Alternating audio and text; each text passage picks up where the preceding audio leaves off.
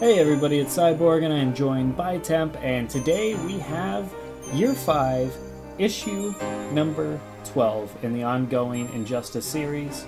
We're almost through the entire series, so please go back to the beginning. We've done 60 plus episodes. It's crazy. We've covered the entire year. We are on the final year here, or the entire series we've covered, and we are on the final year. So definitely check those out. Like the video, subscribe, share the videos. We appreciate you guys. Thanks for tuning in, and thanks for sticking with us along this journey. It's been fantastic. Alright, without further ado, let's go ahead and jump into the issue. And I did not rhyme on purpose, so don't you dare tell me I did. Kind of thinking you did. I didn't. I really, really didn't. Okay. I believe you. So, we start off at the regime's temporary super prison in San Francisco. It is glowing yellow, and there's a giant yellow pillar base thing that it's like a crane of sorts that Sinestro's sitting in. And Superman explains to him, "Do you understand what I'm asking?" And Sinestro asks if he says, "You mean telling? I ain't got a choice, right?"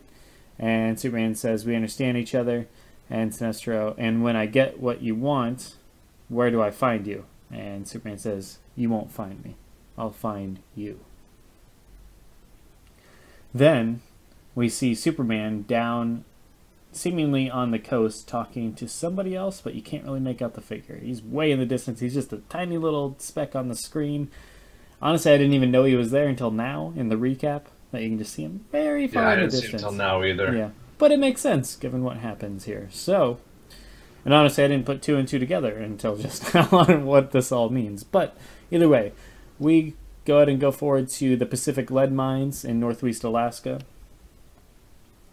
Batman's talking to Alfred. He's talking to Alfred via whatever internet system they got going on. Behind Alfred, we see a ton of balloons, and Alfred's not sure why he insists on doing this, but Batman says because you won't reveal your actual birth date, so essentially he is throwing a birthday bash for Alfred. And he doesn't even know how old Alfred is.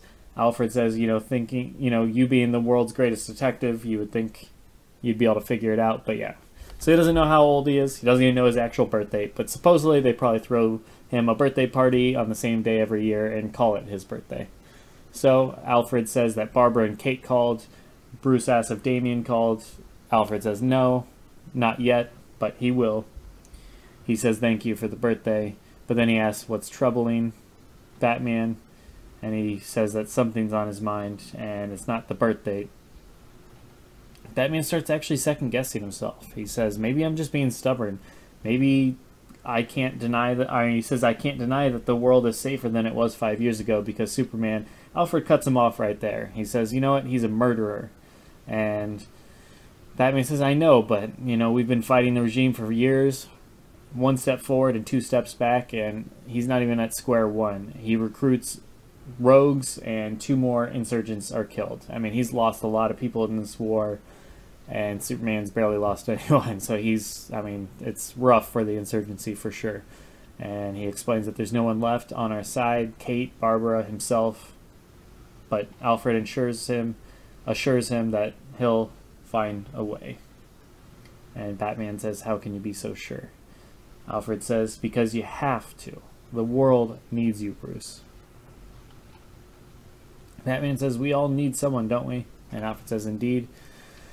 Batman tells him happy birthday.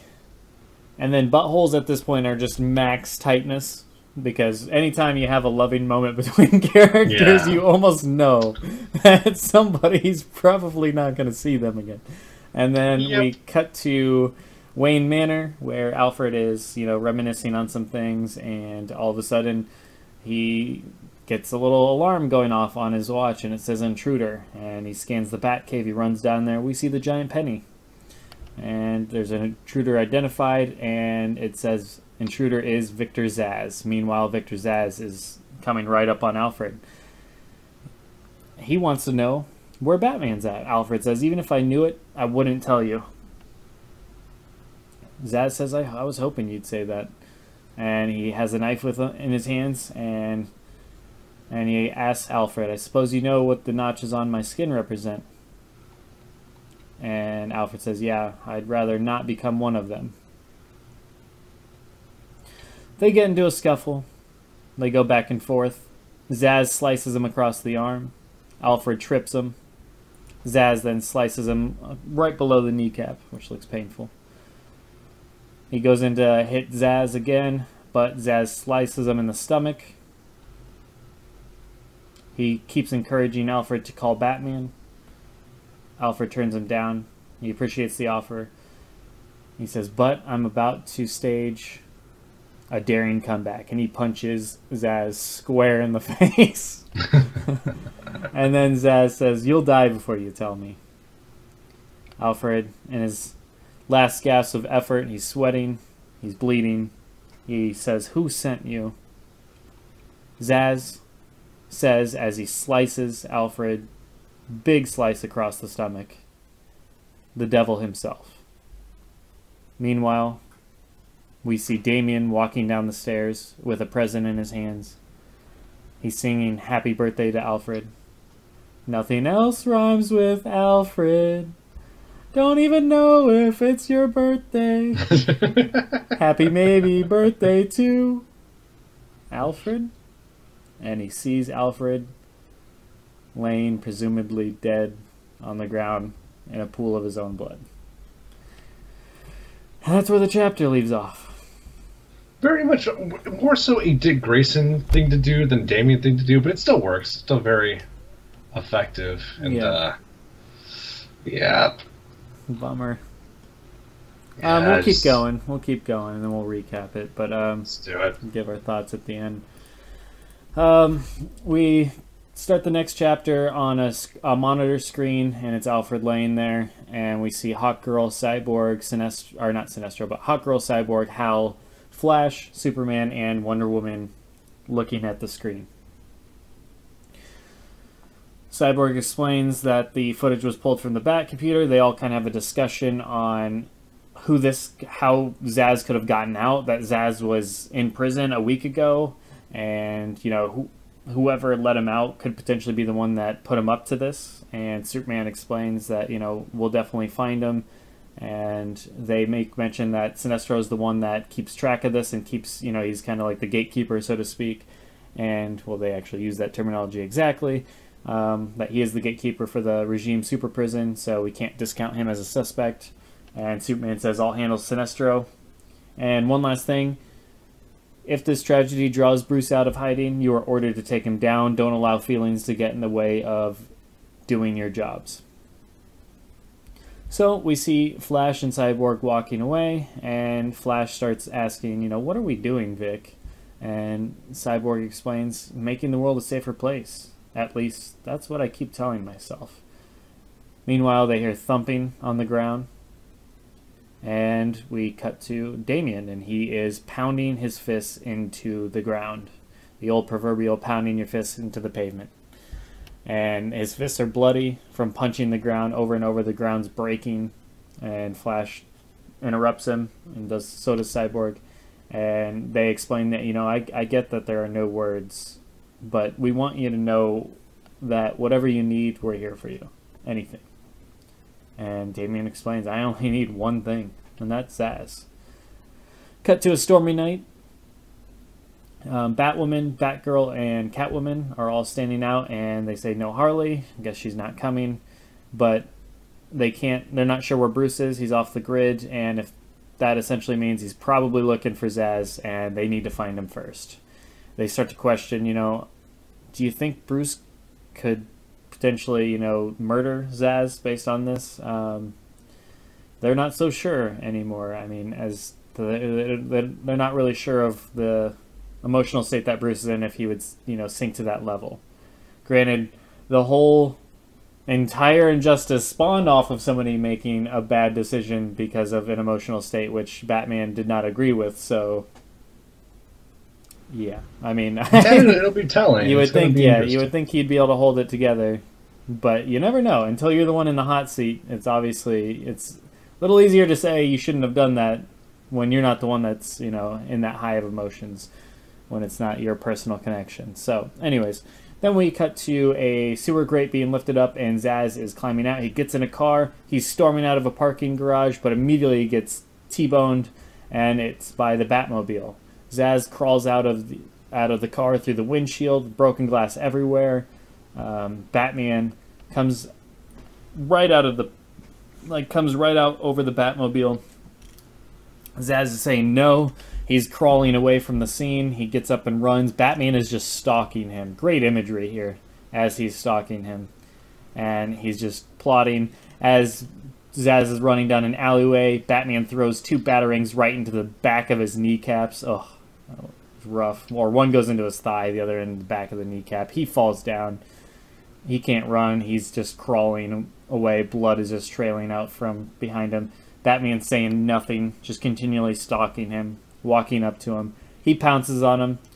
He steps right on his back, and you hear a crunch. Batman turns him around, punches him in the face, beating the crap out of him. He starts questioning him. Who sent you? Who sent you? Who sent you? And he asks, was it Superman? Who sent you? And Zsasz musters out, stop. That's what you want to know? And Batman says, yes. Shouldn't have told me that. And then he kind of has like a weird sadistic smile, kind of, even though his face is all puffy, bruised and swollen. He can't really smile, but you can tell he's trying to. And Batman punches him again. Zsasz points to one of the marks on his neck, and he says, see this mark? That's him. That's him right there. That's... And then we see, coming from the side, no, you don't get to say his name, says Damian. Bruce yells out to Damian, and then Damian tells him, kill him, or I will. And that's where we are left off. Wow. Yeah, it's rough intense stuff, yeah. There's God, where do we start? Yeah, that's a heavy issue, and we were worried that Superman would kill him, and by all indication, it looks like Superman didn't kill him, but he hired Zsasz, of all people, to kill him, which, in my opinion, is even worse, that he can't even do his own dirty work. He hired somebody to blame it on somebody else and try and cover his own tracks. I didn't really put 2 and 2 together until we started recording. That beginning part was Superman essentially having Sinestro let him go and telling Sinestro his plan. So when he was questioning Zsasz, I was waiting for him to say Superman for confirmation. I didn't put 2 and 2 together, but now it's clear as day that Superman did this, and that's just disgusting. I mean, we've said that about the character so many times in this universe, but I mean, that is just... I can't say a new low, but I mean, it's right up there. Like, that is... He's definitely losing subtlety. Because he even says, like, you know, Alfred put himself in danger by helping Bruce, you know? Like, he's like, we can't feel that bad for him. Yeah, people are mourning. Yeah, people are just shocked and mourning the rest of the people in the Justice League. And yeah, Superman just, like, seemingly cold about all of this. He doesn't seem very sympathetic. He's just like, yeah, Alfred, like you said, Alfred was helping Bruce. I mean, you know, he put himself in danger. And then he even goes as far as say, you know, if Bruce comes out, you know, if this draws Bruce out, then make sure you take him down. Like, he's just, he has, it's not like one of those moments like, oh, you know, just like before when Bruce came running out for the Huntress, or whatever that moment was where Superman didn't take Bruce away, when Bruce came in on the helicopter and he says, no, I'm not taking him. That's not Batman. That's Bruce Wayne. And he didn't want to take him that day because he was in mourning and a sign of distress, so he was obviously vulnerable. He didn't feel like that was worth it at that point. It wouldn't give him the gratification he was looking for.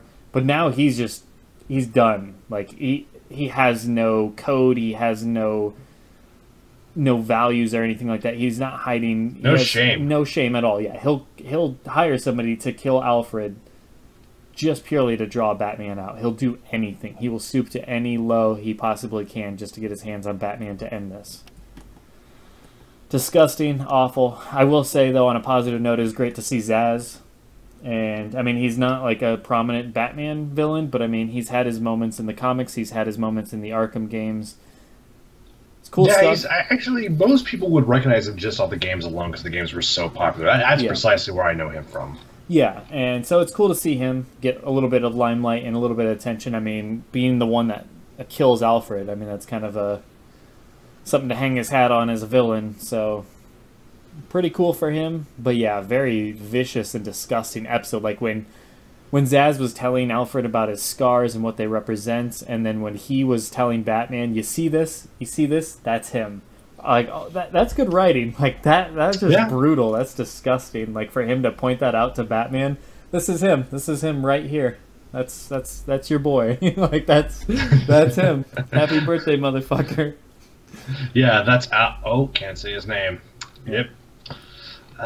Yeah, just and it's Damien who's the one who found him, which it's not like when you see movies, they try to make death look beautiful, where they're like, oh, their eyes are closed, they're on their side. Anything like that. Yeah, his whole body's contorted, his eyes are wide, his mouth is open, he's drenched in his own blood next to a very clean dinosaur. He's in pretty bad shape. Yeah. That dinosaur, man. And out of all the people to kill him, the one person who wasn't going to make it easy or quick or graceful, brutal. Just really... Yeah. That's the good. I mean, we can go... I have some critical things to say in a second, but that's the good stuff, at least. There's a lot of good stuff in this issue. Yeah, any thoughts before I start going into the art? Oh, yeah. I mean... Yeah, the art was all over the place, but go for it. Well, this guy doesn't like drawing eyes. Like, if you look in the middle of the first chapter... No, I know. Bruce is there's no bright eye. Yeah, I know. In the tablet version of Bruce's face, yeah. It's like he has one clear, distinct eye, and then the other one's just, like, shadowed over. Like, you see nothing. And in the second chapter, you're looking... It's really early on when they're having, like, a conference meeting with all the Justice League. No one has eyes except for Cyborg. And it's not even a real eye. Like, everyone's just like... Yeah, it looks bad. And there's other examples, too. What's that? No, I was just, it's funny. And then a little further down in the other chapter as well, Cyborg looks like he's in his late 50s. Just not very well drawn. Jeez, man. Like, this is some rough art. And sometimes it's good. What's up? He's got a love and affinity, seemingly, for the cross-hatching and stuff like that going on, because there's a ton of it on the characters. Yeah. It's definitely a distinct style that he's going for. It's not like the worst art we've seen in there, but it's definitely its own distinct style that's not necessarily a good style. Well, it's like they were trying to go for realism, and they only kind of went halfway with it. So the art is very hit and miss. Like, all the Birds of Prey look good. Yeah. They look fantastic, which is really weird. And Zaz looks amazing. Like all the scenes he's in look fantastic with the glass. Oh my god, the glass is so well drawn here. Yeah. And even in the next panel, it looks really good. I know it seems petty given the nature of the the nature of the comic, but was all these balloons necessary? That's why it's great. It's kind of a jerk. Like, it's so over the top. That's why it's great.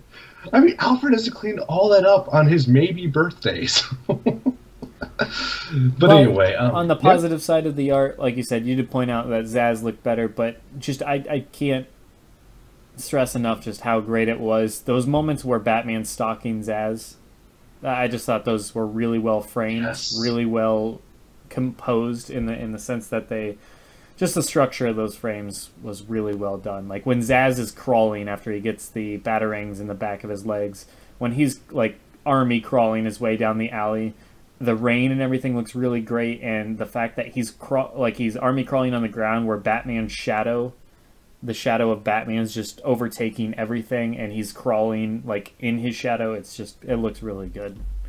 Yeah, they were clearly going for a style, and in that aspect or that specific scene and a couple of other scenes, it works really well. Yeah. All the weather stuff looks really good. The glass looks really good. All the details look really good. It's just very specific features on the faces and the eyes. But environments look good too. All the backgrounds look fantastic. Yeah, God, we knew Alfred was going to die. But this is a smart way to do it. Yeah. Yeah. No, Good issue for sure. They did it in a way that I was not expecting, and it was more slimy than I expected. Like, I expected Superman to just go off the hinges, or somebody to just find the body, and it was like, oh, clearly that was Superman last we saw him type of approach. But I like the birthday party aspect. It makes you kind of even feel even worse for him. I like that Damian was the one to find him, as you mentioned before.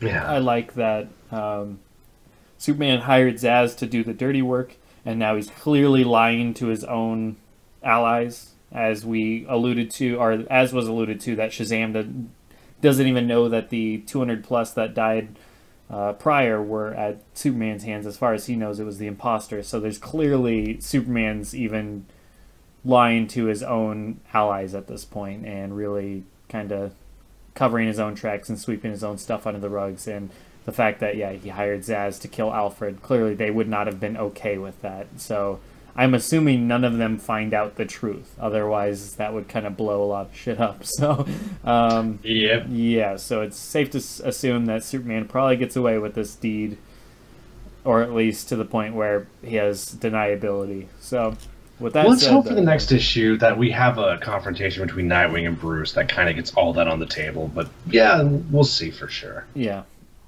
But with that said, yeah, that wraps it up for this issue, guys. Definitely a solid issue. Some good stuff. One of the better ones of the year thus far, of other ones that are pretty decent as well. So, on that note, thank you guys for tuning in. We will catch you next time for issue number 13 of year 5. So take care, guys. Yeah, take care, everybody. See you tomorrow.